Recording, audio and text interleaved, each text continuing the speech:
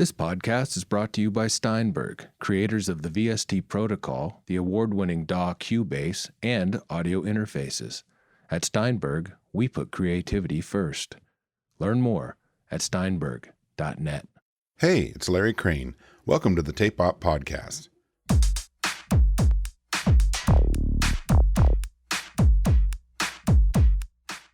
I first interviewed producer, musician, and engineer Steve Fisk for Tape Op issue number 3 in 1996. Steve has made a name for himself, recording iconic tracks for groups like Beat Happening, Nirvana, The Screaming Trees, Low, and Car Seat Headrest. He's also been a prolific solo musician and member of the fine groups Pell Mell and Pigeonhed. I met up with Steve as he prepared to move from Seattle to Tacoma, Washington. Enjoy.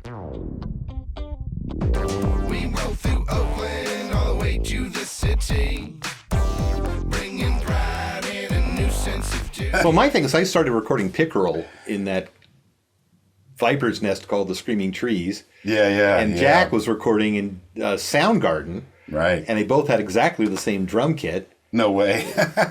And I was going, how come I can't hear a single thing Mark Pickerel's doing? And Jack told me everything that he did for Matt. And, Right. And it's just it's two different bands. You know, Screaming Trees is just both great drummers. Oh, great drummers and great bands. Wonderful bands. And I was so lucky to be working with the Screaming Trees. Yeah. But there was no room in that diaspora for drums to really read. You know? It was thick. Yeah. It was real thick. 8 tracks with like 3 channels of guitar overdubs. Yeah. You know? Just layered it on. I was thinking about that stuff the other day because I was going to be coming over here and I was thinking about. I learned so much at their expense. and their grand ideas that they were trying to execute in my feeble attempts to help them. And then this headphone shit, I fucked up their headphones so many times. I made Mark Lanigan go home. I blasted his ears so bad one time. Oh, jeez. Ouch. Yeah, no, That's how we learn. Yeah, if anybody of the Dear Screaming Trees is, by the grace of God, listening to this, I'm sorry. I didn't know what I was doing. But, it's good music. But you were at that point living in Ellensburg. I just kept thinking Everett. Ellensburg. And should have been living in Everett. Where else were they going to record? I know. That was the worst part, is I was the wrong guy for the job, and I was the only guy there. Actually, the guy before me really would have been the wrong guy for the job, because he was a good engineer that wouldn't record punk rock. Right. Oh my God, that's even funnier. I was like, psychedelic punk rock? Sure. Let's make that happen. That's you're And the Dukes of Stratosphere records were out there, and God. And those were common ground for us. Right. We loved those records. Yeah, John Leckie. Yeah, beautiful. And the American Music Club Engine. Mm-hmm. That was Mellon. Tom Mell. Yeah, that was another common ground record. But I've only met Lanigan. He kept it for 2 years. Yeah, yeah. That sort of depth, the dynamics of that record, and the reverbs, the appropriate reverbs, and depth that Tom Allen pulled out of that, put onto that. Oh, I learned those so were much. Labors of love for him. I got to be recorded by Tom about 3 times. Yeah, I was wondering, like in the Pell Mell era, Pell Mell and Paris Working, and I forget what else, but he was like the Jack and Dino of San Francisco. He was just a selfless guy. He started like a little bit before our friend Greg Freeman put his place together, and he was doing. Actually, he was there years before Greg Freeman. Years, yeah. He was from the 80s. Right. He was the go-to cheap guy that you knew you could underpay and exploit. Yeah. and his big I sound so negative. I'm sorry, people. But his big thing was he did the early Silvertone records, the Chris Isaak records. Oh, I didn't even know. I didn't put that together for some reason. Yeah, and they kind of took over his studio, and I don't know if anybody else ever got back in. Right. That might be a grotesque over-exaggeration, but he was working for everybody, and then keep you really busy. Do you want a war story? This is a good one. I thought maybe I've told you this one. You can cut this out. But they had 2 8-tracks sunk together with SMPTE timecode. Oh, dear. And this was to record Silvertone, which is Sun Sessions style instrumentation, right? Yeah. And for those of you unfamiliar with this, but if you edit tape with timecode on it, you might have a problem. Or might not, depending if you luck out or not. Right. And Where it lands. Right. So this was clicked off fake Elvis music. This is Silvertone. This is where Chris Isaak started. And they did a whole song. They worked forever to get the take right. And then the producer turns to Tom and says, okay, go in at every measure and cut off this much tape so we can bring it up. So we had to go in and make like 40 edits, 3 minutes. To make it faster? To make it faster. Oh, jeez. Well, and expect the primitive time code will still lock the 2 decks. Yeah, no, normally it doesn't. That's the first time I ever heard that magical thing that the kids these days don't know of the drums being solid and the vocals going high and low until they lock in and then the vocals. Oh, God, right? Yeah. Oh, God. I mean, we did some stuff with John Butchgloopy. We were syncing a 16 and an 8 track for extra overdubs, and just weren't like waiting for the damn thing to catch up and lock, Yeah. Oh, dear God. Well, then who's the German engineer that did Another One Bites the Dust? Oh, Reinhold Mack. Reinhold Mack, his whole story about having to like start the song at the beginning to go punch in 2 minutes in. Dude, that was my world. Yeah. I felt that pain so hard. I mean, that was the mid '80s and time code and MIDI and making MIDI work with tape, and we don't want to be like walk a mile in the snow to go to school, but there's so many things that were so much more difficult. I remember. I love the Gary Newman interview. Oh, yeah. That's sort of like, it was interesting because he's seen the whole process change massively over time, too. And he really does seem to be coming from this great place all the way along. Yeah, he's got this crazy vision, and he knows he's got a certain amount of skill, but I don't know, he seems like he's kept his eye on it. Yeah, it's really interesting. I thought that was a real fun chat. And you think about, I just read a book that Peter Hook wrote about being a New Order. Yeah, I have to read that. Oh my God, it's so good, and he talks a lot about the production end of it, like incredibly difficult things they were trying to get the sequencers to lock in, and then all these things that they're having trouble with, and then on stage everything goes to shit every night, and they're trying to do you're trying to create future music, you're trying to create the new music, and it's difficult. Did they talk about the Dr. Beat dropping out in Isolation? The song, Joy Division song, Isolation? No. Okay, there's a song, great songs by Joy Division called Isolation. You kids can go find it on YouTube. Yeah, it's a great one. And the electronic drums stop for 8 beats and come back in. Right. The drum machine did it on its own. Just randomly. Just went, huh? And now I'm back. That's and really it's the best weird. part of the song. It's where the bridge is supposed to be. I love stuff like that. Yeah. But once you've got a body of work, you've been doing things like this for 20, 30 years or so, people are coming from all kinds of places to work for you. People send you things to mix from other countries, I'm sure. Yeah, I've done that a few times. Yeah, me too. And it's like, okay, Seattle has spawned some beautiful music and done great things, but you're not beholden to Seattle yourself, Your life isn't determined just by Seattle, I should say. Well, yeah, and I've gone from being excited about recording Nirvana to being sad that I recorded Nirvana to it being immaterial that I recorded Nirvana. But this is something I did want to say. Yeah, it's a good point. While I'm here talking to this thing that's going out on the internet, when the internet opened up, the first people waiting who were so excited to talk to me and had thousands of questions that wanted me to record the records. Nirvana fans? No. Insane people that love Nirvana and wanted to make gigantic records and had questions about lyrics, idiotic questions about murders, and then just like the internet was just like, oh my God, it's just mush and sadness pouring out on my desk, and so I became a little phobic about people I met on the internet, and I'm just, it's my tiny violin music, but I probably would be better part of the internet if like Jack and Dina put up a website early on. I love Jack's website. It's really good. There's a lot of great information on it. Yeah, but it's also it's a very buffered website as far as getting a hold of him in a certain way, and he has an FAQ. Read the FAQ before you bother me, and things like that, which we all need. And filters. God bless him. He'll tell people go read 13 on the FAQ. Yeah, that's awesome.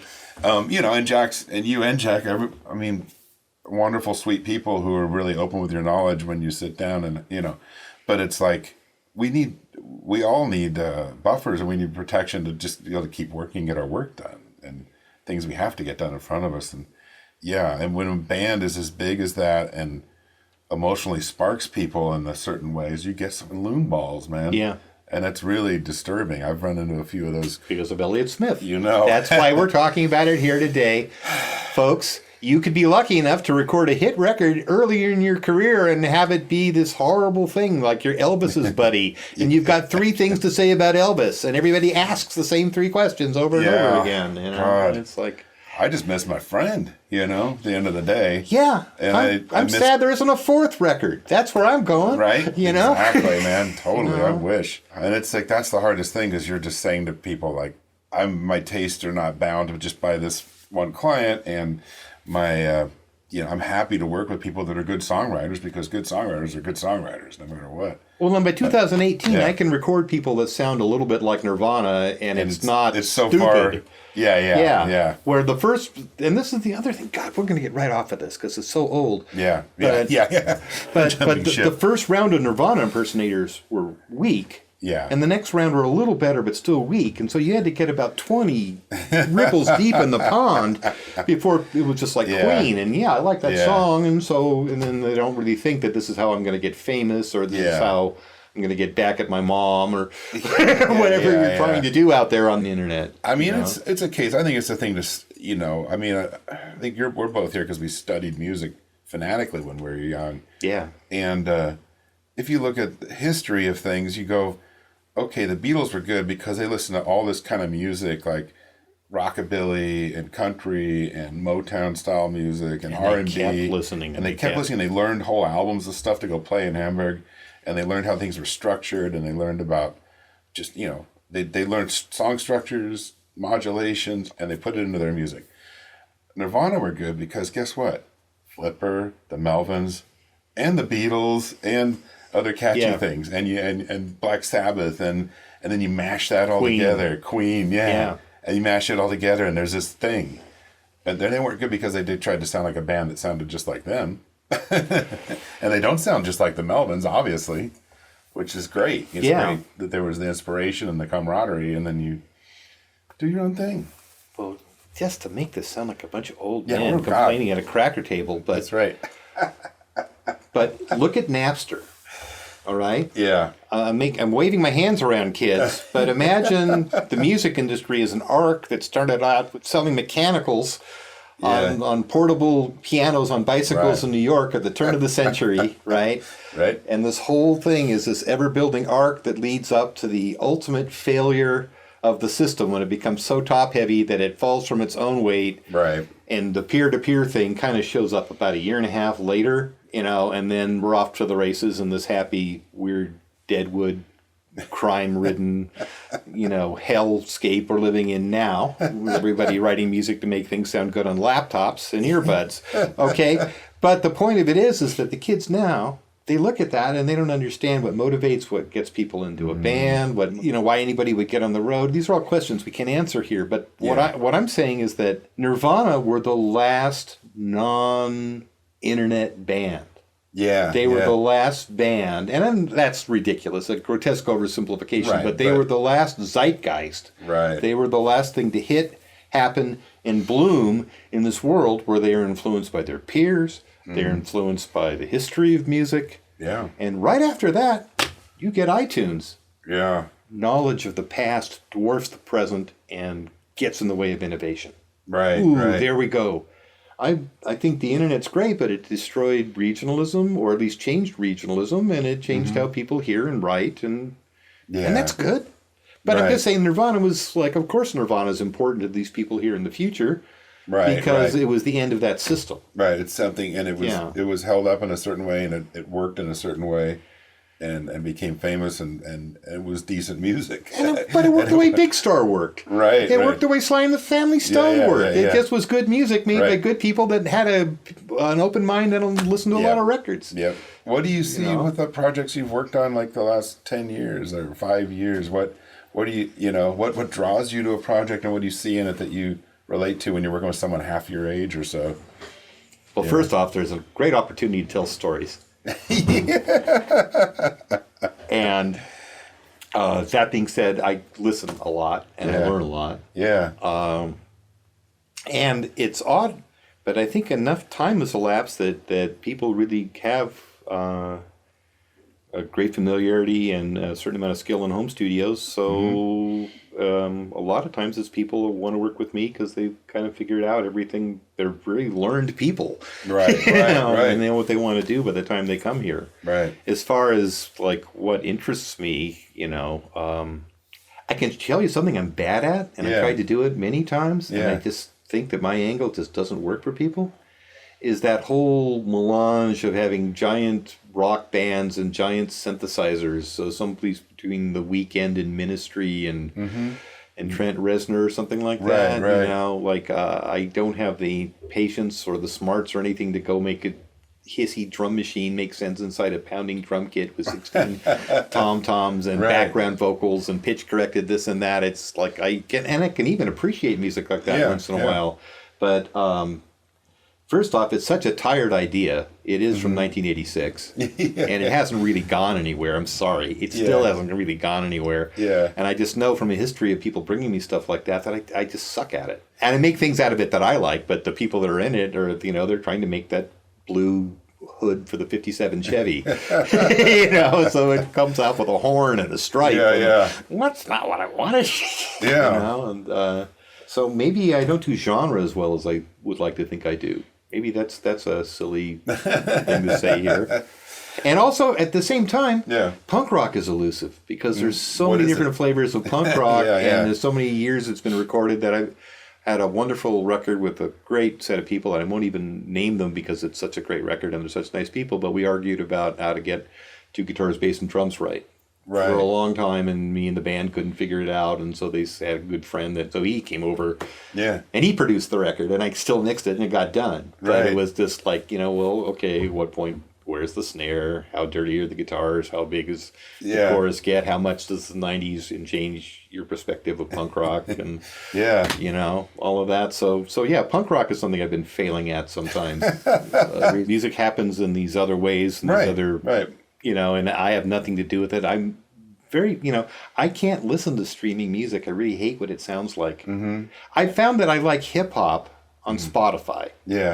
Because it's about rhythm. It's not about texture and stereo imaging. Sometimes different, So some of my favorite hip hop stuff in Los Lobos, Chad Blake stuff sounds great on Spotify. Sounds great on anything. Well, it sounds great on anything, but I'm saying what Chad does, they can't undo with the Spotify codec. Right. Oh my God. There's I think there's an app out now where you can put your mixes into it or your mastered mixes into it, and then hear what it'll sound like through different streaming services. It's the thing. There was an industry for a while about, you know, putting the codecs on your mix so you could hear what it sounded like there. You know, but they couldn't show you what it sounded like if you did an analog transfer from one MP3 to another MP3 and overdrove it and got Moyer patterns all over it. Does anybody know what a Moyer pattern is? It doesn't sound good. No, that's when you put the two. Anyway, it's funny. How does a job like a Car Seat Headrest come your way? How did that originate? Ridiculous. He moved to the Northwest. The Matador people said, "Isn't Steve Fisk still out there?" Why don't you talk to Steve Fisk? That's just an old. That's how it old happened. Connection. For you too. Tell me about it. That's awesome. So and Will was into it. But you know, how many times have you worked for somebody that's made 11 records? A few maybe. And that's true. So he was 23 and he made 11 records. That's crazy. That's awesome. So we kind of told each other on the way into it, I don't have any secrets. I'm happy to show you everything I do. And I think it would be unrealistic to assume that you wouldn't want to be involved in at least the mixing and some of the production of it because you've done so much stuff. And I can't pretend to in a week catch up with 11 records and really understand what you do. And I think at one point, you know, I was going to give him mixing credit, you know, or we're going to split mixing credit or something like that. And ultimately he chose not to do that, but it was a handoff. You know, I was still smoking cigarettes. That was the tail end of my cigarette time. And so I would go get a smoke and he would. And by the way, he jumped right into Pro Tools and was just knew exactly what he was doing. He never used Pro Tools before. Really? But he found the shit that made it dirty and the shit that made it EQ. And Isn't that crazy? yeah. Yeah. And there's a couple of songs on that record I could point to that are completely Will style, and and the guitars are big and the drums disappear a little bit, and and that that's fine. Yeah. I don't know. So, I mean, in some of those cases, like I've worked with Jason Lytle before, or Granddaddy or something. Like, part of the process for him writing is recording. Going in, trying overdubs, building the tracks up. And so when you'd start mixing one of his songs, you wouldn't just strip it down and then put it up on faders, because you'd lose his mix he had in Pro Tools. So that's a rough one. So we'd put up on 2 tracks and split the drums out, then put the bass out, then to try to start without destroying what was beautiful about what he created. I've never done anything like that. That's smart. That's a fun, because you're looking at someone's working methodology, and if you throw it out, the first song we tried to just stripped it bare, zeroed it out, and put it on the chord, and he was like, "This is going to be so hard," and then, so we started working differently, and I think when you got someone who has a real methodology, you've got to, especially these days, they can be coming from all kinds of angles and different DAWs and different really odd methodologies of creating, writing, and working within the computer and the music and the microphones and whatever else. And we've got to figure it out as a producer or a mixer or co-producer, whatever we're doing. Yeah, because there's not any rules now. I mean, a good deal of my thing, how I make things sound normal, is I do things the way people do things. So I start with the color. So it's a tape plug-in or some kind of, or it sounds fine as it is. Right. And then you compress it. Yeah. And then you EQ it. And then you listen to how it sounds with everything else. Yeah. And you don't put the EQ first unless you're trying to affect what the compressor is going to do. And you don't put the tape last because the tape goes on first. And, and of course, you do whatever you do now. It doesn't matter. I mean, that's how the kids destroyed mastering. What's this thing do? What's this plugin that came with the plugin package? What's it do? Yeah. I mean, it's different. It's the Wild West. It's like, it used to be like, okay, we got to book time in a studio. Is it 8, 16, or 24 tracks, and go buy some tape, and then everything had to stay at the studio because it's on the tape, and what you heard was if you're lucky, you had a cassette. And you knew it was wrong. Yeah, I mean, I think as we've sat here, we've watched the professional recording world lost control. Because they had the control by saying, well, I've got a $40,000 tape deck. You can't own one, so you have to come here, and they lost that control, and it changed the studio paradigm, and it's changed, your paradigm. You could have had like a 4-track or 8-track reel-to-reel in here, or a stack of ADATs at one point, or whatever, but until it was... There was one. But, it's all been slowly shifting over time. But it's very different now, I mean, I envy kids that are like growing up and they got like a garage band on their dad's laptop. So I'm like, I would have died for multi-track. I was trying to figure out how to do multi-track with 3 cassette decks or whatever, Yeah. Yeah, I had a good friend when I was 17. His name's Mike Christie. He might actually listen to this. He's much older than me. He was 10 years older than me, but he had 2 reasonably good Consumer Pro Sony decks. Right. And we just bounced between them. That was my first thing. I didn't have a 4-track. I just hung out with Mike all day, and we just made weird synthesizer music. Right. I mean, it's like you just had driven to try to create, and you've got limited resources, and now it's like some kid can step in. Here's a if you get just some MIDI keyboard for $50, $20, you can plug it in through USB and play piano and have drum loops already programmed for you. And it's crazy. Do you remember how I got Steve Albini to like me at the Tape Op conference? We were on a panel together. Yeah, I wonder how. And his voice was destroyed because he'd been screaming and yelling and doing moderation for you for 3 or 4 days. So it wasn't just Steve Albini; it was Ethel Merman, Steve Albini.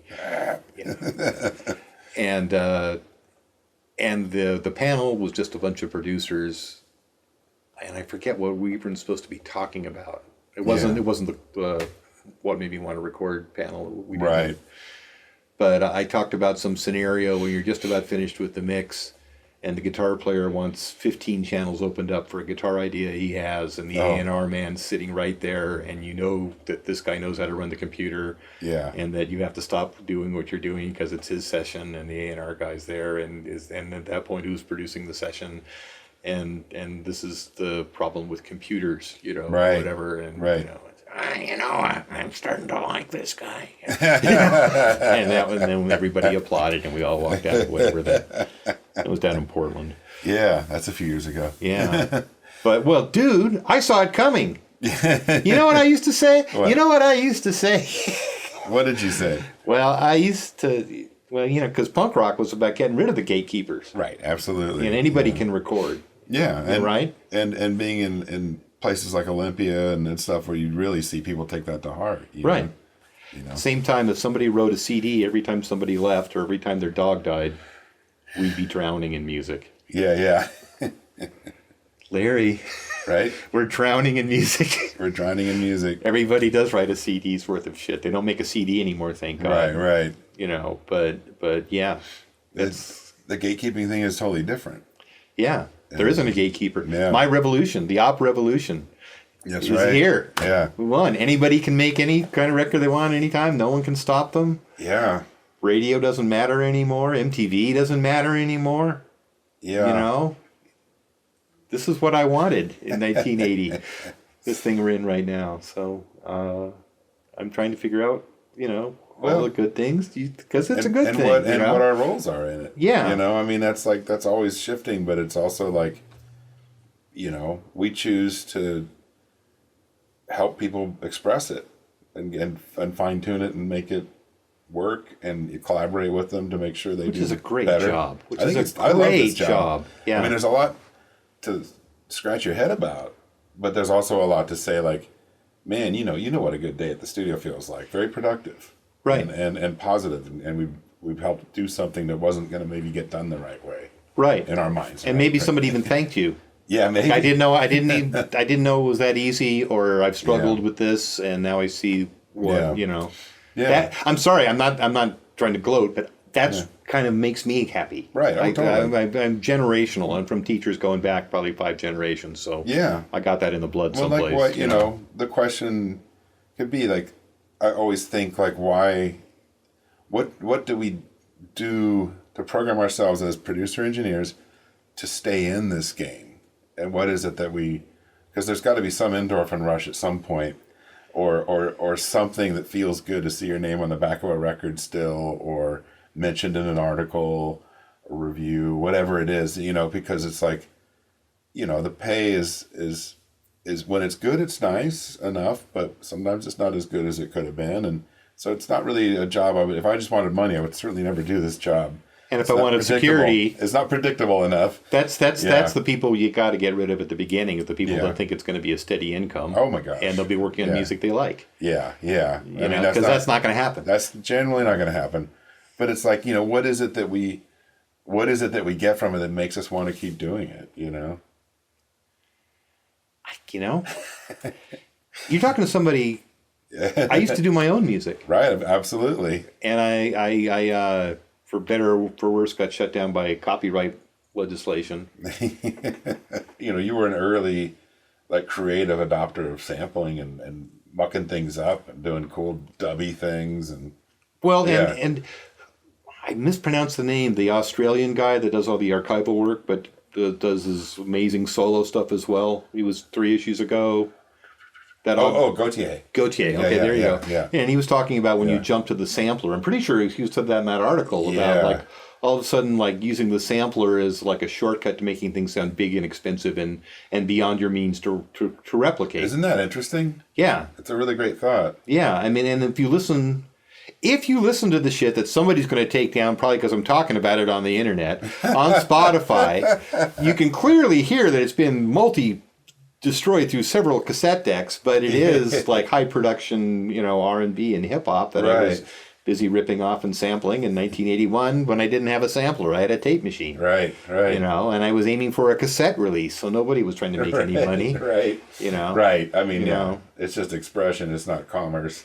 Yeah, and so you get the 8 to Yeah. 1 limiting and all that beautiful shit you get from cassette. But I can't imagine anybody thinking that I was doing any of that shit to make money. I can't, you know. Yeah.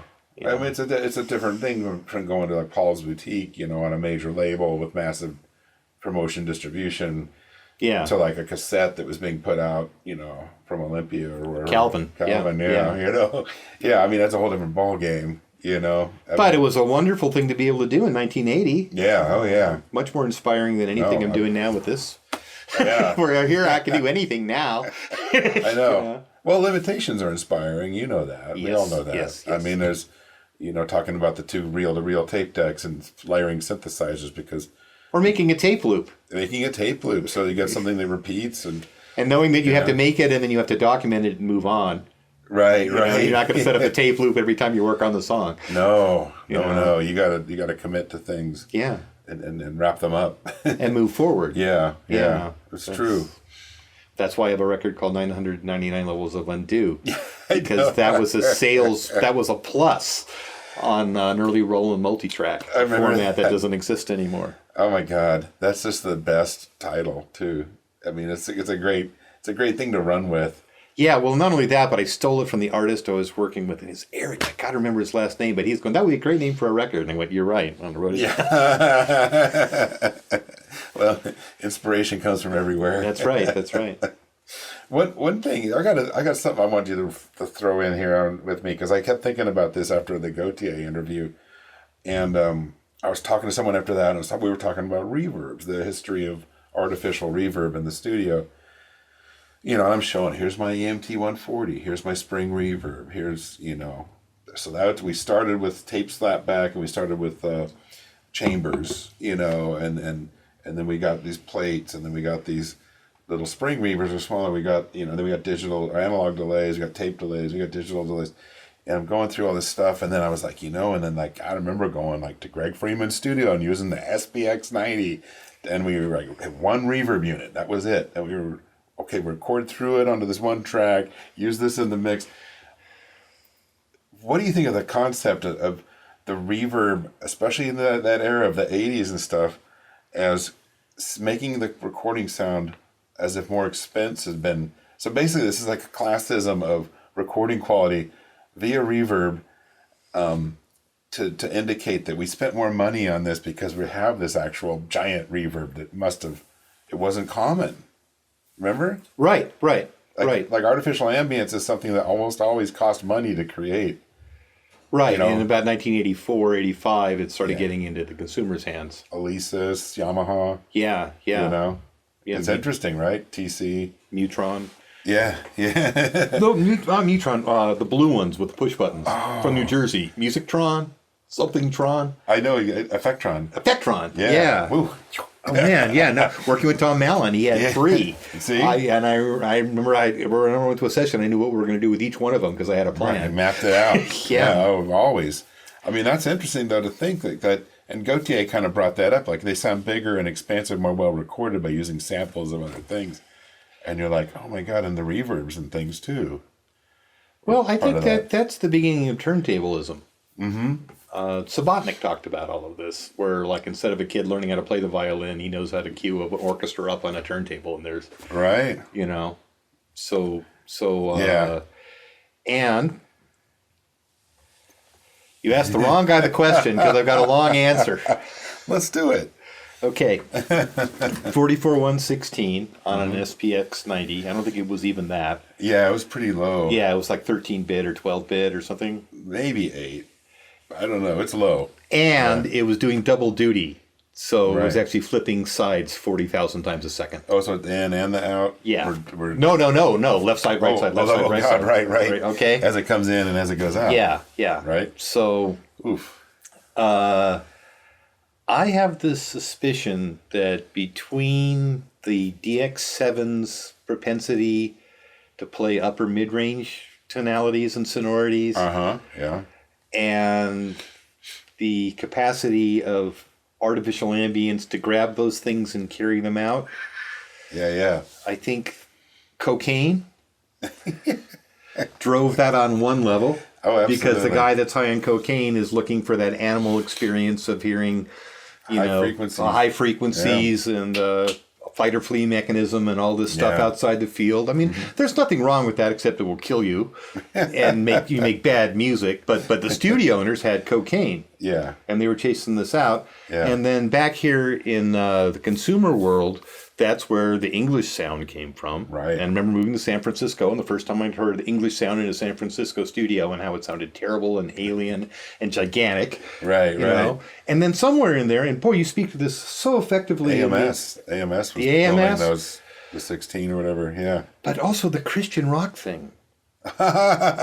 Figures out there my somewhere. God. So I think they led a lot of kids to Jesus by playing Chariots of Fire kind of stuff with pounding, twirling, pulsing DX7s and artifacts going like Las Vegas signs coming over the back just because the poor naked ape doesn't even understand what's going on. Now, Christian rock isn't like that anymore, and it's done by Christians, and it's okay. But back then, Christian rock was done by older people for younger people, and they were trying to figure out how to bring them in, and they were just using anything they could. Right. So to make it sound appealing. And or to make it special. The voice from the mountaintop, I always thought. So that's what digital reverb is. It's the voice of God. Yeah. It's the voice of the Human League. It's the voice of Manchester. Yeah, that the AMS reverb was developed in Manchester, right? Right nearby. Yeah. I mean, you read that, right? As they actually talked to the dude. Right. He's like, we used to meet up with Martin and give him things to try out, and then we'd pick his brain. Like Martin Hannett. And Martin Hannett is the guy that talked me back off the ledge. Back when I was recording Fast, Cheap, Dirty on a 4-track and all of this. Peter Randlett loaned us his amazing speakers. We had them in my apartment in Olympia when I was in college, and I heard the Joy Division records, and I'm like, okay, reverb is good. Oh, man. You know what's on Albini was Atmosphere. First time I heard Atmosphere on that big 12-inch you get from Rough Trade in the States. And I went to Barbara Manning's house. And she had these big, huge, I think we all call them frat boy speakers, you know what I mean? They're big, huge wooden speakers. Peters were homemade. And they were probably really good. I think that some of the elements were blown up, but we didn't know. Yeah. He's like, good luck. That's why we had them. But man, that recording is really deep and rich, and it's a really three-dimensional. An interesting use of a lot of things, Yeah, no, Martin Hannett was so good and so lucky to work with the people that brought him out of that great stuff. No, Martin Hannett and George Martin, those are, I'm sorry to play all the Martins on the show, but those, when people used to ask me back when I didn't have answers, that's what pointed those guys. Yeah. It's like, before I knew more people, those are the guys that made me want to do this. And understand, I was from an ethos where we destroyed the music business and we're doing everything with one microphone in a basement, Right. My first records were 4-track, and they got played on the radio. What you had. Yeah. So, what were some of the first things you recorded for other people? The Beakers. Oh, yeah. Just got reissued on K. No way. Yeah. So there you go. Just got reissued. Thank you. Some of my first things I produced. Yeah. Max Band, which has become kind of important. Which one? The Max Band. Really? Yeah. I don't know this one. Colin McDonald, who was later the lead singer for Three Swimmers, but he was in a Velvet Underground-y, dirgy 3-piece with Chris Udding, who was later in the Muffs. And I forget who the bass player was, but oh my God! But yeah, they had this wonderful band called the Max Band that opened shows at the Showbox, and I got invited to help record them once down at Triangle when Triangle was Triangle. Right. And that's crazy. Forgotten about that until I got reminded of that. And then at Evergreen, the Visible Targets. But I mean, that was so many great engineers worked on that. Ben Goldfarb worked on that. Drew Canulet worked on that. Right. But that stuff sounds amazing. Right. The Visible Target stuff done with 16-track 2-inch. Marshall feedback in the hallway with the brick and the concrete everywhere. Wow. Yeah. That's cool. Was it done on campus? Yeah. At this recording, Yeah, they played a show. This was a short period of time where the Evergreen State College, and God, I'm not going to trash Evergreen. The Evergreen State College is a great place. I'm sorry, everybody. It's got a bad rep now. But they would let bands come play events, and then they would get studio time. Fun. So that's how the Three Swimmers did a record there. Right. That record's been reissued. And the Visible Targets, and that might have been it. Yeah. Anonymous, my first 45. Yeah. Snake Attack was recorded in the Synth Lab, the one that's in... Yeah. In John's photo. Yeah, in John's photo. And then the B-side was done in the 16-track. Oh, and that's the one that's on Let Them Eat Jelly Beans. Oh, my God. With the Bee People and the Dead Kennedys. Right. And the Oh, my God, Black Flag and the Meat Puppets and Husker Du. Yeah, everybody is on that. And the Feeders. The Feeders? And the Bad Brains. Okay? That crazy? That's who you're talking to, kids. I'm not Peter Buck. I'm Ted from Flipper. Yeah, that's who I am.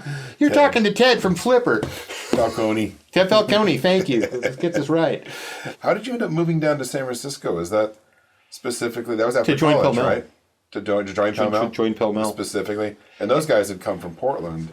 Right, As I a mixed. two-piece at that point, kind of? No, Or they they're- were a 4-piece originally. Right. With Arnie May Yeah, I know Arnie. I see him and John around. Sorensen, John Lars Sorensen. Oh, right.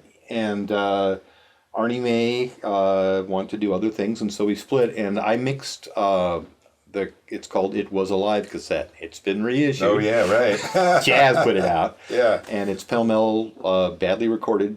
Not a great evening. Yeah. Pell Mell playing live in an art gallery down in Portland. Yeah. And I mixed it in the living room of that place in Olympia on those Yeah. speakers I was telling you Peter about. speakers. Actually, we had some EV 101s. Yeah. Is that what they were? I- Century 101s. Yeah. Yeah. Electro Voice. Anyway, we mixed on those with a PA console and add a little break in the mixing. And this is when I had a track on Sub Pop on the. That's right. I had a track Oh, yeah. on the Sub Pop compilation number 100? 5. Yes, well, no, Sub Pop 5, because that's the other thing the kids don't understand is that Sub Pop started in 1980. A long Didn't time ago. start in 1988 or whenever they think it started. But talk to Paul Manafort. He'll straighten it all out for you. But the point was, with both when Pell Mell and I were on the Sub Pop cassettes, we both knew what we were doing, and I mentioned that they'd lost a member and that they were thinking about a fourth member. I would love to be the fourth member of Pell Mell when they got a fourth member again. I just said it out again, and they apparently had already talked about it. Yeah. Because they've been sitting around going, we're a 3-piece, and if we added a fourth person, would it be another guitar? No, we don't want another guitar. Right. Oh, that's interesting. So I came on as Alan Regenstein. Yeah, right. Who is the synthesizer player for Perubu. Yeah, but this will be in the. Yes. What issue was that in? Yeah. I don't know. But anyway, yeah. So I moved to the Bay Area to join Pell Mell, and by this point, people were calling me a record producer because they were making records, and so they needed to put something on the jacket. Right. Which is how a lot of people became a record producer. Is when true. somebody made a jacket, their name got filled in. It's so funny. Yeah, and I don't think I produced anything good in San Francisco. I got to do some things with some great people and work in some good studios, but I didn't think I knew what I was doing at all. Yeah. When I moved to Ellensburg and started working the 8-track there, Sam Albright was very thorough and showed me everything I needed to do to record a regular rock session. Right. And the second session I ever did there was the Screaming Trees. Nice. And that's the Clairvoyant. No, that's Other Worlds. Yeah, right. So, like, I'm in Dino. I just lucked out. Yeah. I've got early stuff that That's sounds really, really good. Right.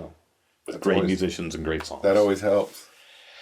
Yeah. I was thinking about you. I was driving over here and I was thinking about Steve. Yeah, like you really, in a way, like when I was young and like when Greg Freeman was recording my band, I'd be like, well, what is Greg doing? He's the producer. He's the engineer, of course. He's manning the board and stuff.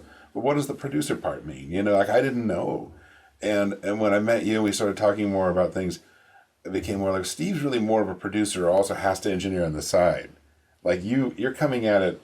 I always felt like there's a deal with the technical part, so I can get the ideas and the collaboration and stuff, and the cohesion, make a cohesive record, and all these things, as opposed to people that kind of come into this wanting to be gear twiddlers. Right. And it's really, I think you've always to me typified someone who really, like I wouldn't see hiring Steve Fisk to just engineer your stuff and not throw any ideas in the pot. Like, why would you do that? You're wasting a resource. And that's a producer. Yeah, right. Oh, dude. Did I put it right? Yeah, you put it right. And Kitty. You have to get used to being wasted. That sounds so wrong. That doesn't sound. We're not talking about. We're not talking about abuse or drugs, alcohol. although that helps sometimes, not all the time. No, after you get wasted in quotes, then you can go out and have a beer. Yes, right. No, I mean, well, there's give and take in the art of producing. You can. It's very rare that you are the, the dictator. Right. You have to. I mean, there's always. It might be a collaboration with the record label and the manager to force the artist to make something that they don't want to make, but you're still collaborating with somebody. Yeah, you're still in between this or that. Yeah. No, it's a little bit like a movie director. Right. Except the movie director's a lot more of an auteur, and the movie director's the star, and it's their vision and everything. Right. But it is assembling a bunch of people at a certain place, at a certain time, with a certain skill set, and a budget. Right. And then you have to execute this thing and then carry it into post-production and then deliver it. And see it through. But unlike movies, the actors are the musicians, and they're the people that the content and the story. And they're actors who are writing their parts. Yes, exactly. Generally, yeah. If you look at it that way. You're thinking, well, I'm hoping this is a good movie. You're directing something that you're hoping is a good movie, but you don't have a script. Yeah, you're right. What did Will say? Car Seat Headrest. Steve Fisk taught me to quit worrying about guitar sounds. Yeah, right. That if you're playing a Telecaster through a Twin with an SM57 and it's going to tape, it'll be fine. You don't have to.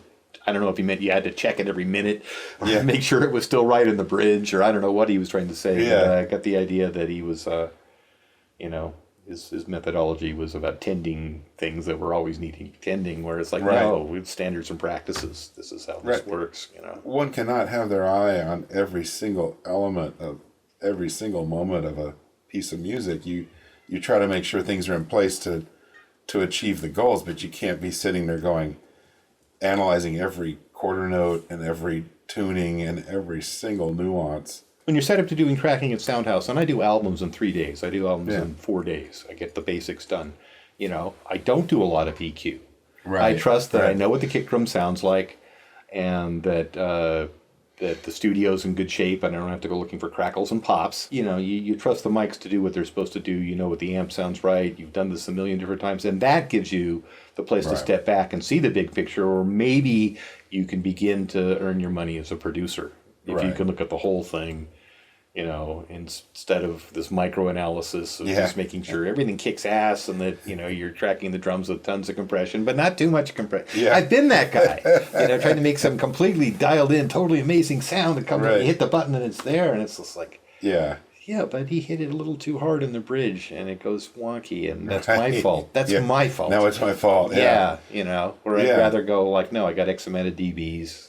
I know what I can do. There's some headroom. Yeah. And then if there's problems from there, then you step in or something like that. But I'm actually kind of a lazy sound guy. I work on the drums. I'm into selecting the amps and all of that. But I'd much rather record what somebody thinks is something great and cool that's their thing. Than saying, well, here's the drums I use, here's the bass I use. Here's It has to be this way.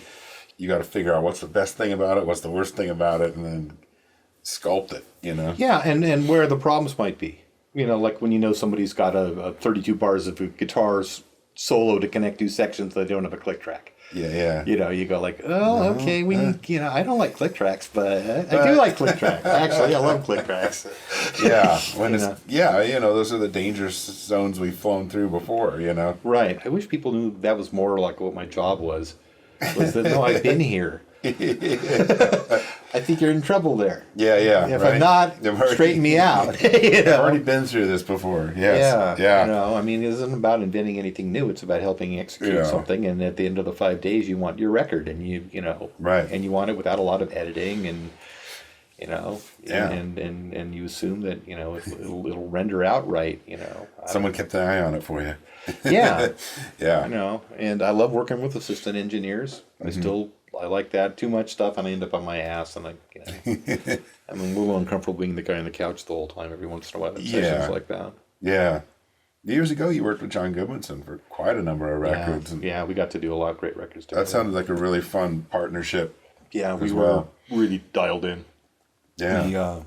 for as much as we did things differently, there was a giant intersect in the pie charts. And so, people would talk about, how did you guys figure that out? You just looked at each other. Yeah. Oh, yeah, I heard about guys like that. I guess that's us. Yeah. I didn't mean to be that guy. Right. But I can't say enough great stuff about John. Yeah, really top notch. I mean, he knows a lot. You've done that with like a number of songwriters too. You collaborate with them and figure out how to present their songs. And some people walk up and they like my looping angle and things like that. And those records go on forever. They don't happen in 3 days. That's a little bit of my thing too. God, that sounds so narcissistic and self-centered. but like, there's a certain bit of like, wow, you're really good. Let's show you how really good you are. Right. And then let's see what makes you better than the people that have influenced you, or at least as good in your own way, or something. What's your like uniqueness? That. Yeah. Yeah. What you were when I showed up, you were just having a meeting about the record label that you're starting or something. I have a new band, and I've been saying, guys, are you sure it's not like a concept or something more esoteric? And they go, no, Steve, it's a band. It's called the Grumps. And it's a rap mechanism. Yeah. And I'm the beats programmer. Yeah. And I don't perform, and I don't make funny hand signs, and I don't put on clothes. We took over Voodoo Donuts at South by Southwest and had the first performance of the Grumps as part of Rich Jensen's podcast. Rich launched a podcast there as well. And it's potentially going to involve a lot of people. Mm-hmm. It's got a Native American focus. Cool. Yeah, and our chief rapper is this guy, Lane Stevens, a.k.a. Redskin, who's been a powerful voice in the Native American community and the Seattle hip-hop community. Nice. And all of the shit since the 90s. Yeah. And the looping and all of the stuff. Yeah. I'm not really doing regular hip-hop. I'm doing the Steve Fisk shit. Right.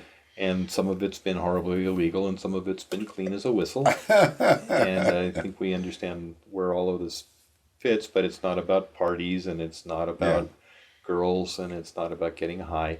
Yeah. And that's the Grump, so we could talk about it more. But Rich is a visionary and a behind-the-scenes bean counter dude, and he made Sub Pop happen. He made Up happen. He made all kinds of interesting things happen. And Cabin Games has been putting out records for a while. We put out the Ghosties record a little while ago. Ghosties from Portland, Oregon. Oh yeah, right.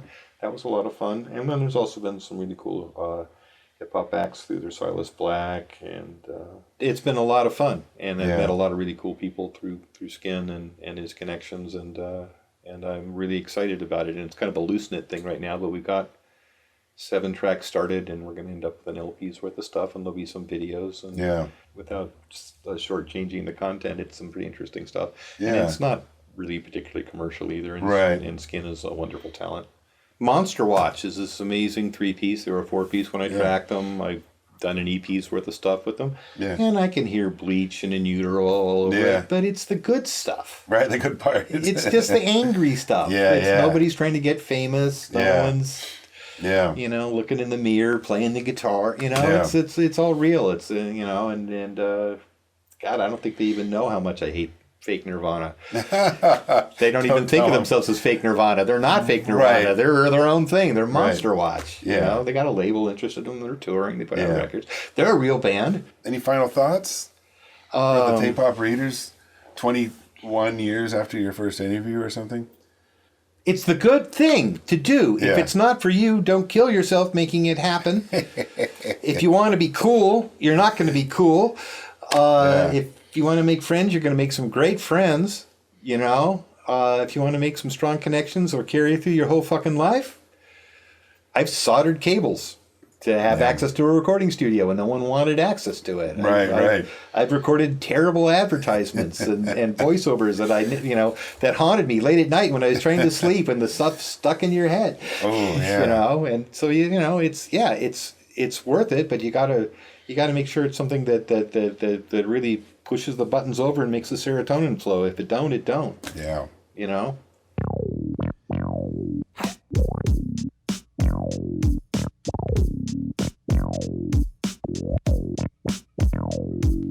Thanks for listening. Find us online at tapeop.com, Facebook, Twitter, and Instagram. Until next time.